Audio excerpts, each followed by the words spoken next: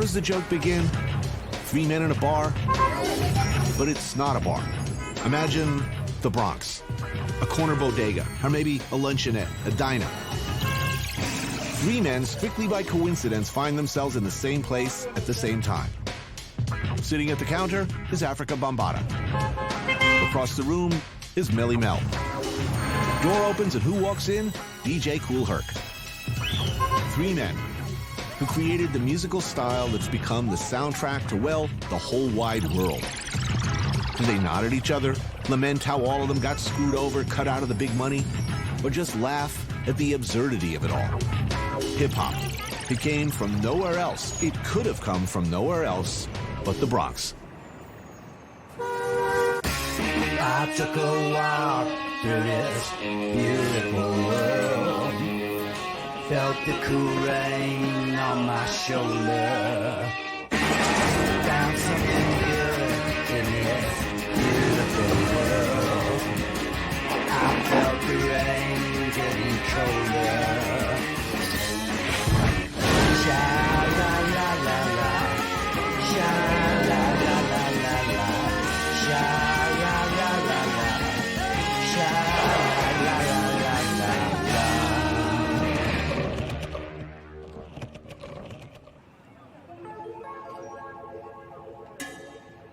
This is the Bronx. You've probably heard about it. You may even have a pretty solid image in your head of what it looks like, what it is like.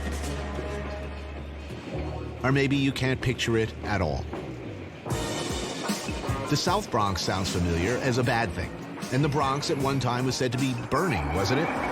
For the most part, the Bronx is overlooked, the never-visited borough in New York City, which is a shame because the Bronx is a magical place with its own energy, its own food, vibe, and rhythm.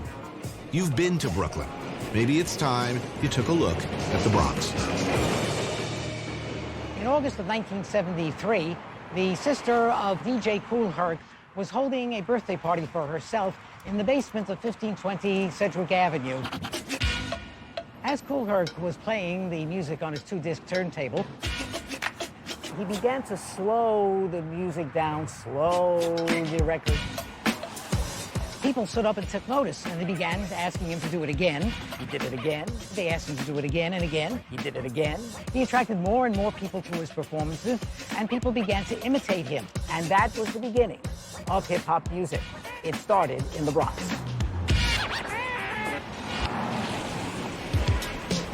Moody's Records. Inside, rummaging for records just like he used to do, is the man, the legend, one of the very select few who started it all, who created the sound that hundreds of millions of people now claim as their own. Google who created hip-hop. Go ahead. You get DJ Kool Herc. It's a national landmark now, isn't it? Sedgwick? No, it's not. We're working on it. Working on it. We're working, but it's Matter still, of time. it's still the birthplace of hip-hop, undisputed, because I didn't start it with four guys in a club. I was inside a residential building. At the time, it wasn't really receiving the building. We had a watchful eye over the recreation room. So she was watching for any disturbance. It never happened. And that's how it survived, because good music sells itself. Good drugs sell itself. Yeah. Good anything sell itself. And this was something good. Was there a moment when you realized, whoa, this is big. This is going to be, this is going to spread way beyond my neighborhood? I never look at that. I saw the spreading, but when I see Barney Rebel and Fred Flintstone, rest up like Jam Master Jay, you know, the DMC both fellas. When I see that, the sell commercial of Madison Avenue, I know it was going. It was going. It don't take a big lift. So let's say I don't have money and all that. Nah, I'm rich in other ways. When Time Magazine said what music was created inside the United States, you got Louis Armstrong for jazz, you got Elvis Presley for rock and roll, which I could be between him and Chuck Berry, and you got Kool Herc for hip hop. Feel good? Very good.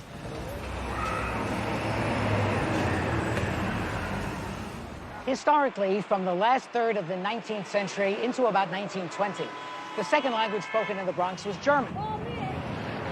From about 1930 to about 1960, the second language spoken in the Bronx was Yiddish. From about 1965 onward, the second language spoken in the Bronx is Spanish, and that's the way it is today. It's got a reputation as a tough place. Crime, street gangs, a lot of which goes back to the way it was, and some of which, well, like I said, it's got a reputation as being tough. The Bronx is, let's face it, a big blank space in a lot of people's minds. Even people like me who live, 10 minutes away? We don't know anything about that big area between Yankee Stadium and the Bronx Zoo. What you should know is that the Bronx is big, really big, and that it's a patchwork of ethnic enclaves, a cross-section of the whole world. Every immigrant group you could think of.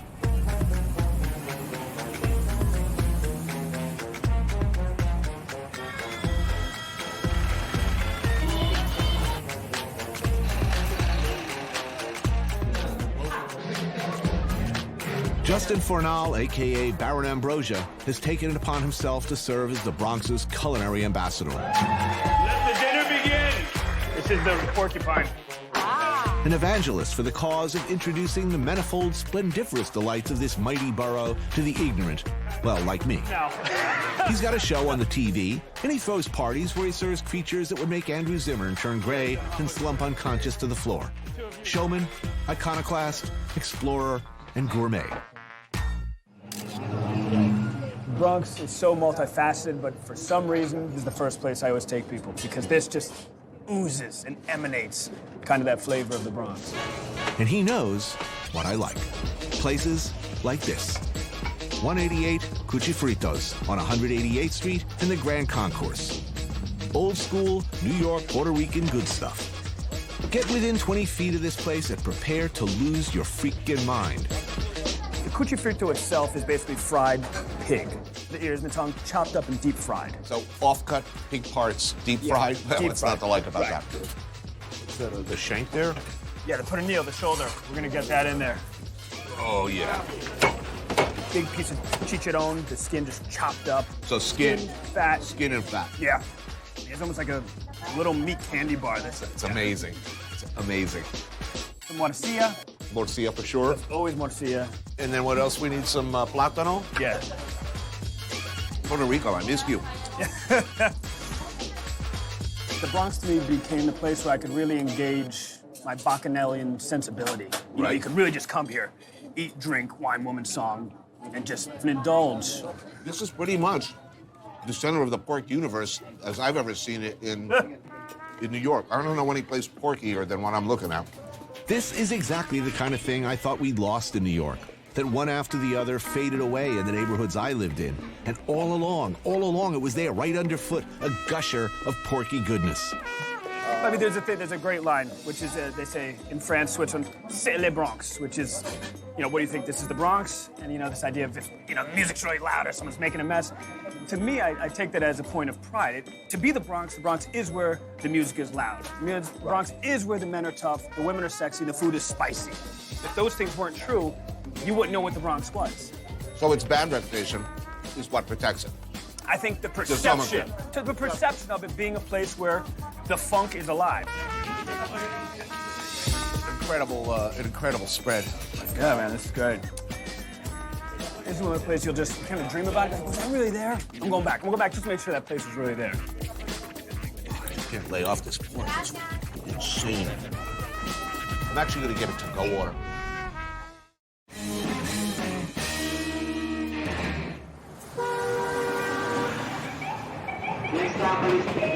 Yo, love for my haters, forgiveness for my enemies, move spectators, I'm the day that they shot Kennedy. I'm from the Bronx, New York, and I don't beg your pardon. I was 12 or 13 when hip-hop was started. Just go and take a minute to listen to what these fools spit. It's pure uncut garbage. Don't touch my fader, just let me bump, feel my energy up. No logic. A bunch of false prophets pushing a poisonous product. I'm not hard to find. I'm right by the zoo, by the gorilla cage. Holla at me, baby. Ooh, ooh. Watch it.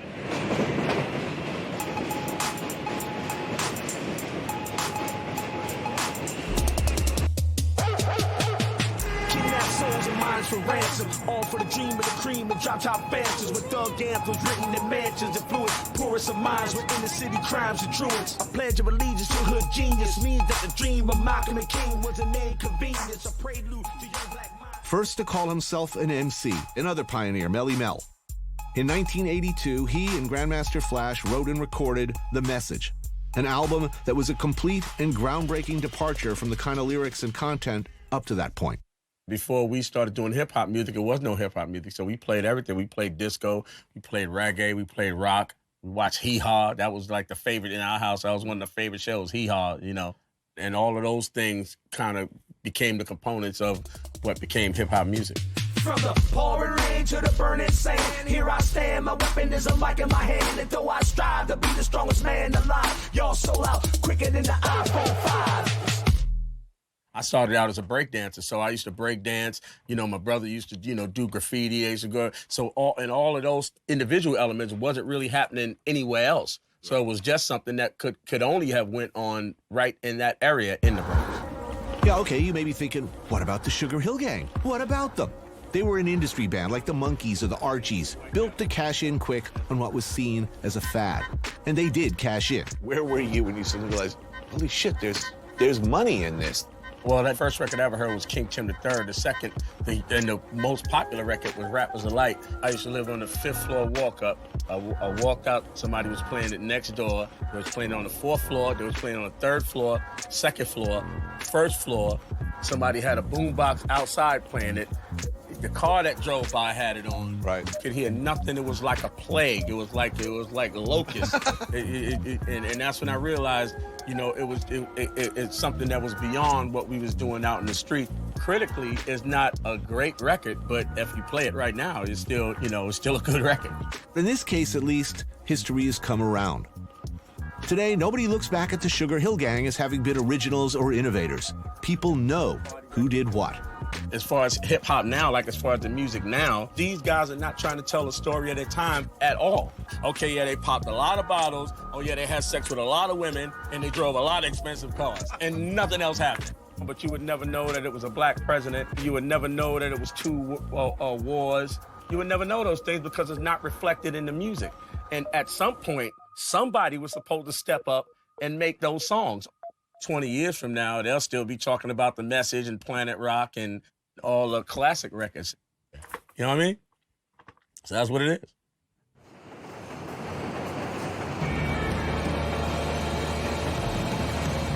Robert Moses has been dead over 30 years now. And people in the Bronx, for the most part, still hate him. In his role as master builder, he rammed the Cross Bronx Expressway and the Parkway system straight through dozens of working-class neighborhoods, seemingly uncaring about the destruction of whole communities. Massive housing projects conceived as utopian solutions to stacking the poor into centralized vertical ghettos were also his bright idea. He did leave some pretty impressive dam works behind, though, like the Triborough Bridge, Flushing Meadows Park, the Verrazzano Bridge. The Bronx happens to be the home of the 2 largest parks in New York City, Pelham Bay and Van Cortlandt. And you see stuff here you probably ain't seeing in Central Park. The Garifuna come from Honduras, Guatemala, and Belize, and they trace their ethnic group back to a single slave ship that crashed off St. Vincent and whose freed Africans then mixed with Carib Indians. Where is home for many of the Garifuna community living in the U.S.? You guessed it, the Bronx. Living in the Bronx, you're able to kind of travel the world without leaving the borough. Right. And, you know, it's like an addiction. When you go to another country, that first day in the market, Yeah. and all your dreams, and you smell the diesel, and you're just looking around like, where's that one thing I'm looking for? To be able to do that really in your own backyard is... Cool. We have a hudutu, that's coconut soup with fish. Mm-hmm. Over here, we had a tapo. Oh, that looks neck good. bone with banana, yuca, yautía, malanga, and coconut soup. Well, that sounds good. Yeah, we'll go for that. Some neck bones and plantains. Yeah, let's do that. So, let's put some plantain here. In Garifuna cuisine, mashed plantains come with just about every dish. Plantains are just part of it. That's part of hudutu. You would never have this without the plantains. So it's like fufu. Yeah, Same, absolutely. Same method, same right hand, same principle. Same everything.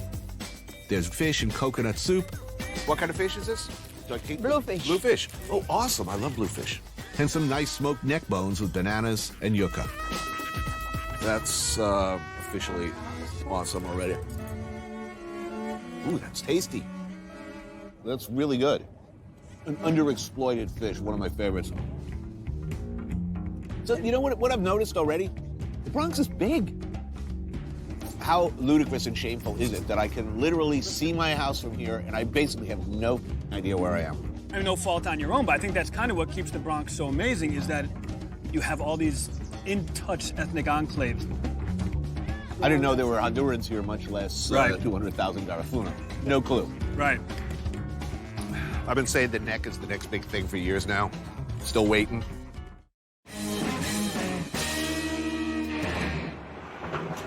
People from all over the world reside in the Bronx. As a matter of fact, we have residents from every continent on the face of the earth. And if you count the penguins in the Bronx Zoo, that includes Antarctica.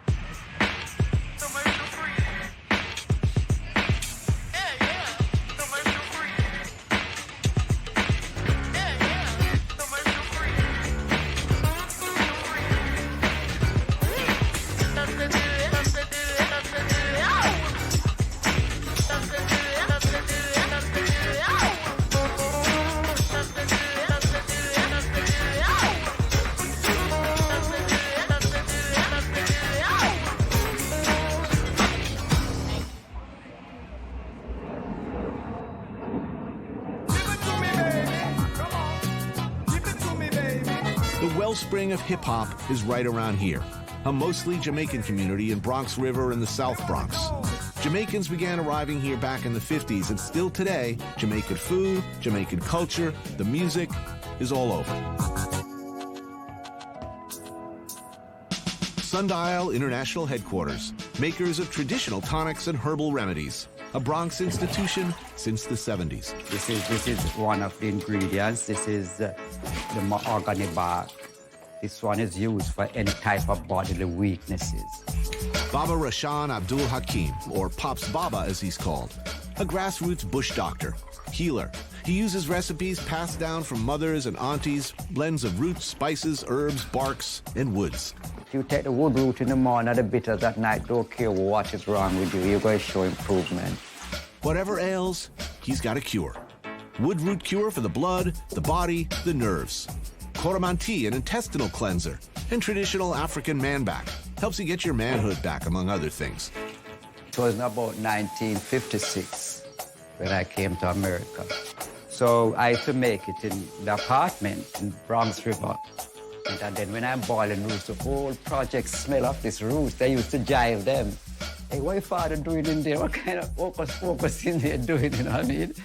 And I'd buckle it and go on the corner and I'd sell it in the Bronx. Never leave. The Bronx is the best place in America, man. Nowhere like the Bronx.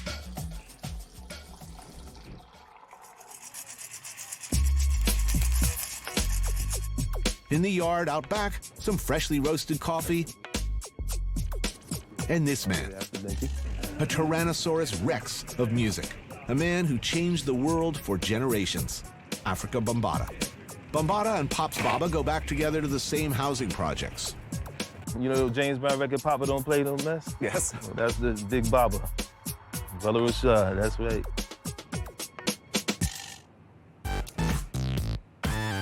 He and his associates in the Zulu Nation were absolutely instrumental in shaping what became hip-hop culture.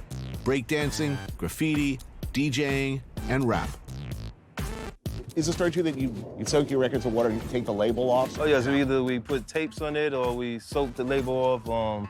You know, you had spies in each other camps, you know, trying to find out what was that beat Bambaataa playing. So I used to soak it up. I used to put tape to cover the records, and we was digging in the crates hard. You were unusually voracious in your musical taste. Of all the records in the world, how did you come upon Kraftwerk? I came about digging in the crate down in the village. I said, this look type of weirdo here. So when I took it home and I heard this sound, I said, whoa. I said, this is some funky, I said, man, this is some futuristic type of funk here, whether they didn't know they was doing some style of funk. And thus came the birth of the electro-funk sound, the Miami bass sound. And since the beginning, we always paid tribute to James Brown, Sly and the Family Stone, and George Parliament Funkadelic Clinton for bringing the funk from which the hip-hop came and the reggae, and to, all the pioneers of hip-hop.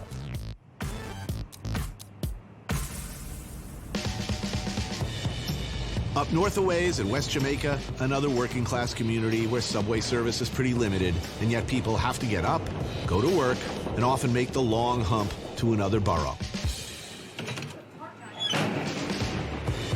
Afterwards, a person could use a drink. And if you're a Jamaican person, you could use the everyday go-to drink of back home. Any time of day or night, Ray and Nephew. Ray and Nephew is a very strong Jamaican white rum that we use for everything from baby fever to drinks. Here in this bar, you get it with cranberry juice, with milk, and water. What water would be in any other borough is what Ray and Nephew is in the Bronx. Cheers. Jesus is one half of the brilliant podcast team Jesus versus Kid Mero.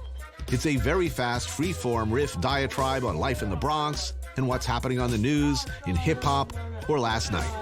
Growing up in the Bronx, you're isolated from the rest of the city. You know what I'm saying? So the other city had like city bite. The Bronx doesn't get any of that. We're kind of abandoned up here. People get on a boat and go to Staten Island before they ride up to the Bronx. I gotta reluctantly have to being part of that problem. Yes. People always say, the Bronx is eventually gonna be gentrified. That's not happening anytime soon. Like, it's not. Like, you know Barry. This is the owner right here. This is the man right here who made today possible. Thank you. I am happy here, and I will drink more of your Ray and Nephew, regardless of what it might be doing to my brain. But then I will eat. Is that the, what is it, pork foot? Pigtail, yeah. Awesome.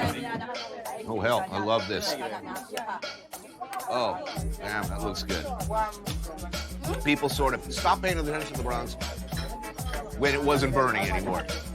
When Fort Apache was something we didn't have to think about. Yes. Let's just say that this is the neighborhood where they perfected stop and frisk. Right. And you remember your first time?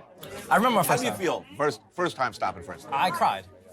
And that summer, 15 times, stopped and frisked. Just throwing up against the gate, fingers through our genitals, as cops looking for guns. But you remember that. You remember your first time. When you lose your stop and frisk virginity. You remember it. I've never been stopped and frisked. I wonder why. What is it? Is it because you have a CNN show, or is it just... I've been arrested. If you hang around here long enough, I can get you stop and frisk. They talk about DIY culture, about do-it-yourself. And you better be able to do it your damn self in the Bronx, because often nobody else is going to do it for you. When you go in the Bronx, you're basically going back in time. There are certain crimes that will happen here that are not going to happen in Manhattan and Brooklyn. Okay, it's an obvious question. Purse snatching. Really? Yes. Okay. So there's still crackheads in New York City? There's still crack. There's literally crackheads in front of that bodega over there, and they are getting their cracks, and they're not bothering anyone. Man. And you know the thing is, they are respectable parts of this community. You see them every day. There's literally a crackhead that's been here for 25 years. That takes some determination now. Listen, if I could be a crackhead, I would be the best crackhead possible. I was a crackhead, and Listen, we've all been there. No judgments. Hey guys. Hey, what's up? All right. Look, I'm thinking curry goat. Jesus' Uncle Vernon used to own this place, but that was 3 owners ago. Now it's Lammy's, and Lammy took over from some people who put too much cinnamon in their curried goat, which, as we all know, is a sin against God. Lammy fixed things. Curried goat and stewed oxtail, with rice and peas, collards, and yes, mac and cheese. I can't resist. Man, I mean, correct me if I'm wrong. There's a lot of good food in the Bronx. There is. If people would, get over their bias and come above 96th Street, they would find out. I mean, if the Bronx were a neighborhood of Manhattan, sort of shrunk down, you'd have hipsters crawling all over. Oh my God. If you live in the Bronx, it's not necessarily that you're going to ever leave the Bronx to go to Manhattan, because everything you want, everything you need is in the Bronx. So why would you go past 149th Street? So all that, repping my neighborhood, the ethnic pride and all that stuff, people definitely hold on to that. And that's definitely true of Rylander Avenue, the Italians, the doo-wops, all that stuff. Even this neighborhood was all white until the 50s. It's very recent, the whole immigrant experience. Who lived here in the 50s? All white people. What kind of white people? White, like we enjoy milk white, like that kind of thing. We're kissing dogs on the mouth. But it's move forward. Now you have this, and there's definitely this whole, you know, like I'm from 233rd, you're from 225th. Every ethnic group that lives in the Bronx has that, and I think the next group that's going to take over here is definitely Mexicans. And the thing is, it's an immigrant neighborhood, so it's not a matter of who owns it, it's who owns it at what particular time, and they're next. And I'm looking forward to that, because I enjoy a good quesadilla. So. Yeah. But I made a good decision. I came to Lammy's today, so. Yeah, it was a good move. Lammy's, let's big up Lammy's. Big up Lammy's. Lammy's, no, I'm here all the time. I'm always here. I live right there, so I'm always here for the curry goat, for the mac and cheese, you know. Lammy's don't play, man.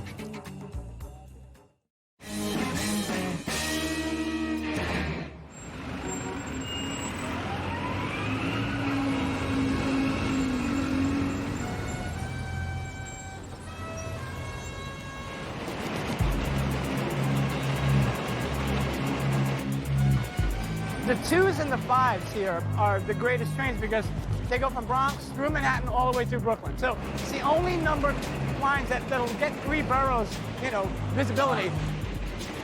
The Bronx, still here. Yeah, it's still here. But you know, like even that, I mean, that brings me back, Tony, that sound. Do you remember the first time you put spray paint on a wall? Yeah. When was that?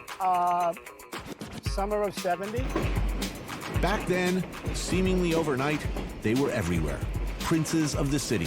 Their pieces stretching across city blocks, whole trains, ever more audacious. Some, like this man, were artists. In the late 70s, to be on a rooftop like this with a brew or whatever hanging out, we're waiting for something to come through with a cool letter, like, oh my God, look at that T. And so, you know, kids are screaming like, oh my God, look, oh my God, you know, here it comes, here it comes. And There's mine. There's mine, there's mine. But what if you thought the train you painted, you know, was on the left side, and then you kind of messed up. And oh no, it's on the right side. And no, you're not screwed. You just wait till this train goes all the way to Brooklyn and comes all the way back. This was the audience that you had in mind? Well, The audience that mattered? I think all of us spoke to each other back then. Other artists. Yeah, you know, I mean, it was just a rush of the event, and then the accolades you may or may not receive, certainly not from the public, but from your peers. Futura 2000. His style and that of a few of his colleagues spread across the globe. I miss those trains. Others, not so much. I get it. It went on until there seemed there wasn't an untagged, unmarked, unscrawled upon bit of wall or window in New York.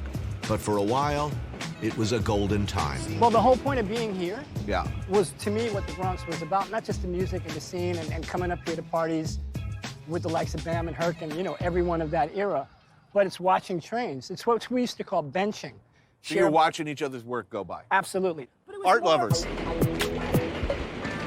This was his museum, where he and his fellow artists would meet and exchange ideas and admire each other's work. And it's jarring coming to learn all those years later that it was really all about this, about a few seconds as their pieces rode by to be evaluated by peers. There for a moment, then gone. Like, well, all of their work from that time, long since removed or painted over. Ultimately, the legacy, you know, here's our legacy. You know, we don't have a movement anymore. The movement has been given to the world. And if you go to trains in Milan and, you know, Paris or wherever, you know, certainly not the Russian system, but, you know, if you go to some of these cities around the world, they're bombed. You know, their rail systems are destroyed. But I mean, today, if I could have a train running, that would be it nice. would be epic. And I think any artist, Picasso, any artist from any generation, if that concept was available, like, here's some public art, guys, let it run through our countryside.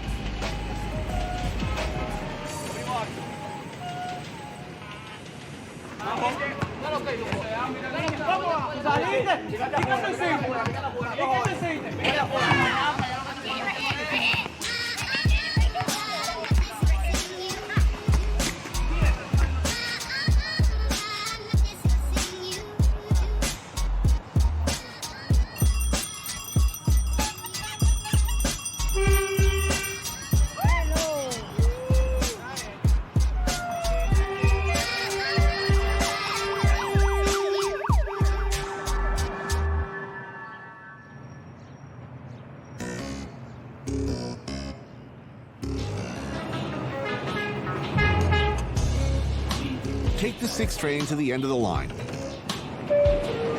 Then do the same with the number 29 bus.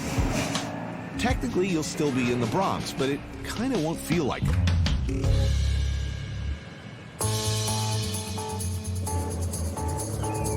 City Island is a fishing village turned what? A parking lot for pleasure boats and a long-established restaurant row for New Yorkers. Pick the perfect day to come out here. Jesus says this place, and Jesus is always right. How far from your neighborhood? Like car? By car, maybe 15, 20 minutes. 20 minutes? It seems like a world away. Yeah, but it's kooky. I want to buy some nautical bric-a-brac while I'm here. This is New York City? This is Cape Cod in the Bronx. Many of my childhood memories are getting all excited to come out, and we get there and they're like, oh, the beach is closed because of medical waste. It's not a day that you go in the water and come out with like a maxi pad stuck to you. I've been there. So you were here like when, like yesterday? I was literally here yesterday. Wow. For my sister's graduation, because every time you have an event of note in the Bronx, you have to come celebrate in City Island. I noticed all the big catering halls. Yeah. If you get married, you get arraigned. If the baby's not yours, you come here. Seashore Restaurant, a massive fish factory on the water of a type I'm very familiar with, having started my cooking career in one just like it. Oh, now see, this, yeah. I'm also a sentimental fool, and I love this kind of thing. Steamers, a true taste of childhood. Boiled striper and some snow crab and a nice cold beer? Yes. Thank you, Jesus. It's like a knighting ceremony. Just kind of sit up and you're just like, just take it all in. Enjoy, guys. Thank you. You know, I could have done that myself, but to have someone else That's do it, part of it. It's part of the ambiance. This is the perfect place for a date, but it's the worst food for a date. It's either a huge turn off or a huge turn on. Like, it might give a lady a preview of what they're about to get into. Right. You know, a little bib, a little sucking action. Just let them know, you know, in an hour, this could be you. Wow. I've been missing all my life. This is pretty awesome, man. Saturday night, City Island, that's where people are going.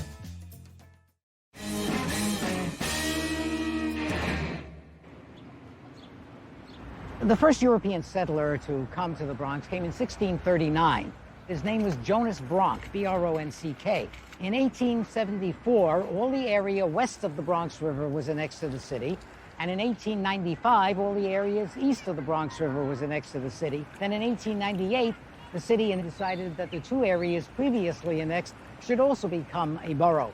But what to call it, since it never had a name before? They looked at the map, and right smack through the middle of the territory ran the Bronx River, so they named it after the river, the borough of the Bronx. And that's why it is called the Bronx, and not just plain Bronx.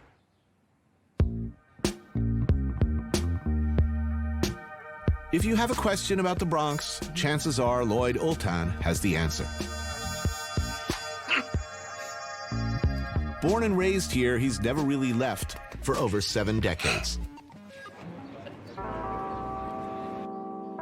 This is a disappearing aspect of New York for sure. The real thing Jewish deli. Liebman's is one of the last. There used to be dozens of places where you could get your brisket, chopped liver, a good pastrami, some pickles, with a black cherry soda or a celery, of course, to drink. The World Series is going on. Howard Cosell is on the air. Suddenly you see a tongue of flame licking up into the sky. And he says, "This is the kind of thing that Jimmy Carter saw. Ladies and gentlemen, the Bronx is burning." The old image of the Bronx as middle class, upwardly mobile, healthy area had survived up until 1977. This shattered it. Right. The Bronx was burning, went the story, and that stuck. Politicians making the South Bronx a poster child for what was hopelessly wrong, would always be wrong, would never, we were told, get any better. So we now have what you call a slumlord, essentially. Yes, right. Who's snapping up large numbers of buildings. Yeah, first of all, he takes out a huge fire insurance policy. So as he goes to these junkies, and he says, "Listen, you see that empty apartment on the top floor? I'm gonna turn my back. You take all of the lead pipes that are in there. But I have one request, please. Before you leave, turn on the water and the water comes down, driving everybody else out. They then hire an arsonist and sets fire to the building. They collect all the money and they leave. I remember it well. I remember those years. Things were bad. Are things borough-wide? Are things getting better? Is the Bronx better? Absolutely. There is more home ownership in the South Bronx than had ever existed in history. That doesn't mean that we have reached utopia. We have not. How long it will take? I'm a historian. I look in the other direction. I would say my crystal ball is cracked. I got 4 cheeseburgers for the Bronx. Is it the best hamburger in the world? Far from it, my friends. Is it even, strictly speaking, a burger? I mean, it's small and square and steamed. It can be, especially when you eat a lot of them, as one tends to, a hate-yourself-in-the-morning experience. But if you grew up with White Castle, like I did, and like Handsome Dick Manitoba did, this connects with some deep dinosaur part of the brain, evoking a powerful emotional response. These are a great cultural part of my childhood. We'd come here 24 hours a day. There were guys on their dates. There was a bunch of punk rock kids. So along with that potpourri of humanity I just described, you had these guys from the mental institution. That's community for you. That was the Bronx. That was the Bronx, man. It was great. Maybe you know Handsome Dick from such pre-punk legendary bands as The Dictators. Dick grew up, where else? The Athens, the cultural geyser, the font of art and music, that is the Bronx. And back in the day, like me, this was his special, warm, and happy place. I can go by and eat a full 2.5-hour meal, be stuffed, and see someone eating a White Castle. I still want one. You can forget Mickey D's, you can forget Burger King, you forget all those places. If you need a White Castle scratch, none of the cheap places will do. I can't stop eating these.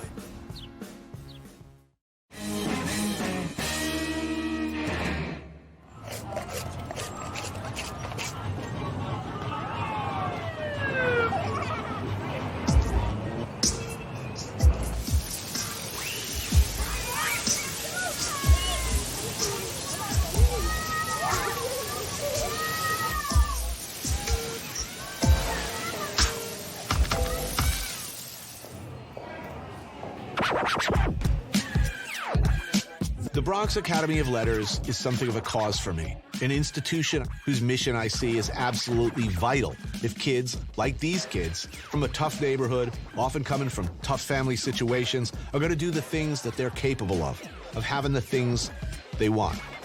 I believe that there is no way to realize your dreams if you can't articulate them, if you can't, with words, convince others to give you the opportunities, the chances you need to grasp.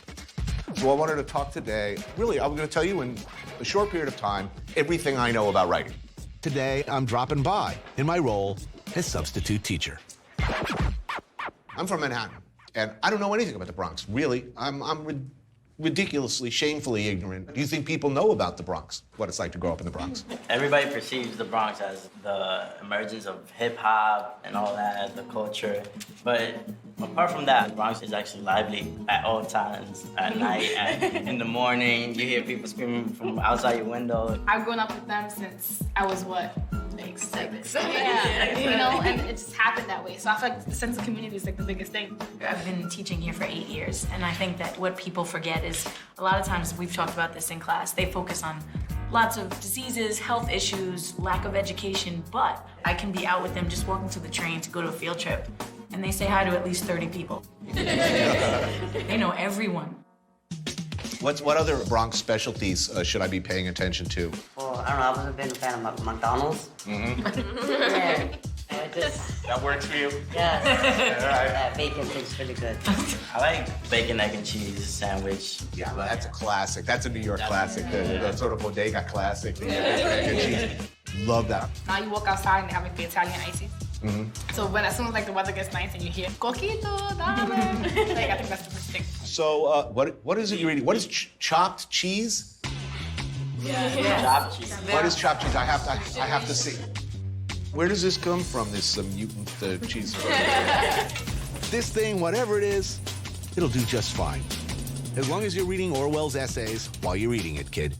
I think it was somebody who just experimented in their house because it's such a simple thing, but it tastes so different than like a cheeseburger, which is what it kind of is actually. But it's weird if you go way uptown or like downtown, you say, can I get chopped cheese? And they're like, what? Right. Like, if you get it here, they're like, all right, come right up. So this is a regional indigenous specialty. And it's newer, too, Right. right? It hasn't been around that long.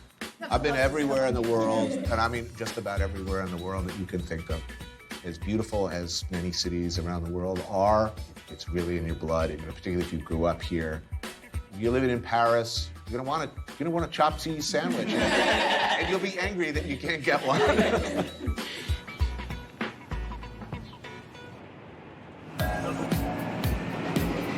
So there it is. A peek, a narrow slice of an old, deep, and noble subject. Causing your poor existence, the morph into a vicious, remorseless, lost, relentless, illogical competence. Sitting right there, relatively unexplored, a cross-section of the tasty, original good stuff. So gritty, I'm grimy. Got my city behind me. A petri dish for talent, for culture. The great unknown. Go look. BX, Armageddon.